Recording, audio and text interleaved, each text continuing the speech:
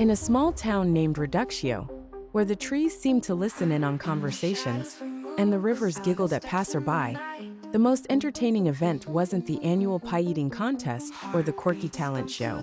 It was the opening of the new Department of Miscellaneous Affairs.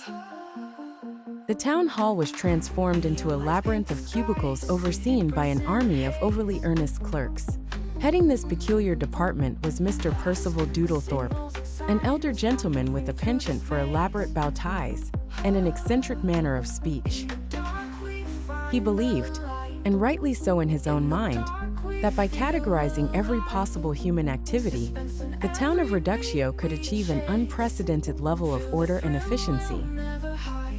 On a particularly overcast Monday, Mr. Doodlethorpe stood on the grand steps of the town hall, ready to address the citizens. "My dear residents of our fair town," he began, "today marks a momentous occasion. As of this very moment, you will be able to seek advice and submit applications for any imaginable, nay, unimaginable, affair concerning your lives, big or small." Eager to witness this bizarre spectacle in practical action, an excited crowd soon filled the building. The first person to approach was Mrs. Penelope Dumpling, a baker of considerable renown, known for her pies which were as much works of art as they were delicious. With a flourish, she presented her concern. "I've come about pie thematics, sir. I need a formula for my crust so flaky it's lighter than air, without it floating off." Mr. Doodlethorpe, neither fazed nor comprehending, passed Mrs. Dumpling off to Division 7, Subsection 13, Pastry Physics. This subsection was manned by a single clerk, Simon, who had spent most of his time reviewing the laws of gravity. Next in line was Harold Gleeble, proprietor of the local hat store, who had sought assistance in the rapidly expanding phenomenon of hat psychology. According to Harold, hats not only influenced one's mind, but also had the capability to alter the thoughts of those around them.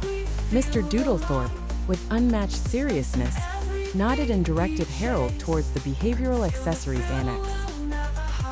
A surprised young intern tried to match Harold with the perfect thought-inducing fedora. As the day wore on, the requests became increasingly surreal. A farmer, armed with conspiracy theories, inquired about launching an investigation into suspected sheep mime organizations. A cross-eyed cat demanded special accommodations for its daily meditation practices. And all the while, Mr. Doodlethorpe wandered the corridors, ensuring no question, no matter how silly, went unanswered. By sundown, the Department of Miscellaneous Affairs had birthed an impressive and unnecessary taxonomy of life's absurdities. Townsfolk departed with both genuine admiration and unfeigned confusion.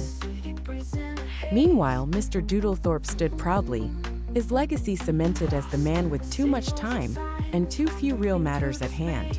The Department of Miscellaneous Affairs remained busy, not by necessity, but by entertained choice. As people murmured jokes over the dinner table and scribbled comedic anecdotes to send to newspapers, Reductio learned an important lesson. In a world as random and nonsensical as their town, sometimes laughter at bureaucracy was the most efficient service of all.